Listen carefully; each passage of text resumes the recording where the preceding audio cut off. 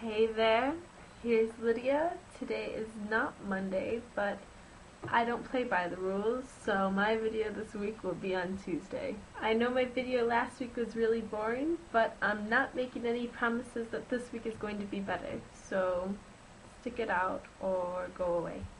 And without any further ado, I'd like to talk about something that has puzzled me since I've gotten here. The German use of the term Achsoooo. As far as I can tell, there's at least two different ways to use this Achsoooo.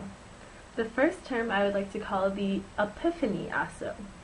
This happens when you're in class or something, and let's say the teacher is all German, German, German, German, and that translates into 3 plus 2 equals 5. Do you understand? And the student's like, oh my god, I still don't understand. How is 2 plus 3 5? And then the teacher's like, oh, well, if one kid had 3 cookies and another kid had 2 cookies and they both put them together, there would be 5. And then the student finally understands how this works, and then, like, I swear, a light shines upon them, and they go, ah, so really loud in the middle of class, and that is why it's the epiphany Achsoooo, because it's like you can hear the angel choirs, and it's actually really great when you're in class and like they're learning something new, and then like if you're sitting there, you're not really paying attention, you can hear from like all corners of the room, all of a sudden there will be like so, and then another kid in another corner will be like so, because they're finally understanding, and that's the way Germans let the world know that God has reached them, or I don't know, something. But then there's the other Achsoooo. There's like the understanding, kind of disappointed Achsoooo. For example, if you're on the phone and you're like, hey man, what are you doing tonight? Want to hang out? And the German's all German, German, German, German, which translates to, nah man, I can't because I'm totally hanging out with my grandma and we're playing bingo tonight, so sorry, but maybe another night. And then you respond correctly here, so, and that translates to, oh, well, that sucks, but I'm glad you'll have fun with your grandma, and I understand now. So I guess you could call that the understanding Achsoooo, but it's not like the enlightened epiphany Achsoooo. It's totally different.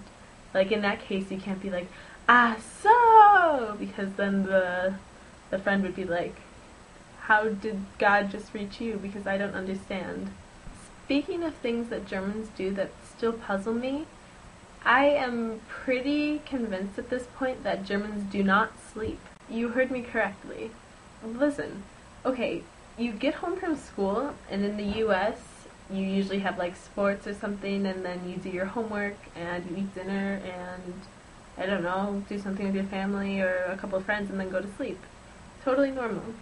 Here, it's like, you get out of school, this could range from 1 o'clock to like 4 o'clock, and then you always have time to go get coffee or something with friends, and then after you drink coffee or something with friends, you have more time to go visit other friends to do homework, and then after you have this time to visit friends to do homework, which most times you end up just talking or doing something else, then you have more time to visit another friend or a great aunt or somebody else, and then you have time to go home, finish cleaning and doing homework, you cook something to eat, and you still have time to watch, I don't know, 2.5 Men, because Germans are obsessed with that show. And they always have everything done. It's never like, they're like, oh man, I totally didn't have time for that last night, I was so busy. It's like, not only did I have time for that, but I also studied 3 hours for this.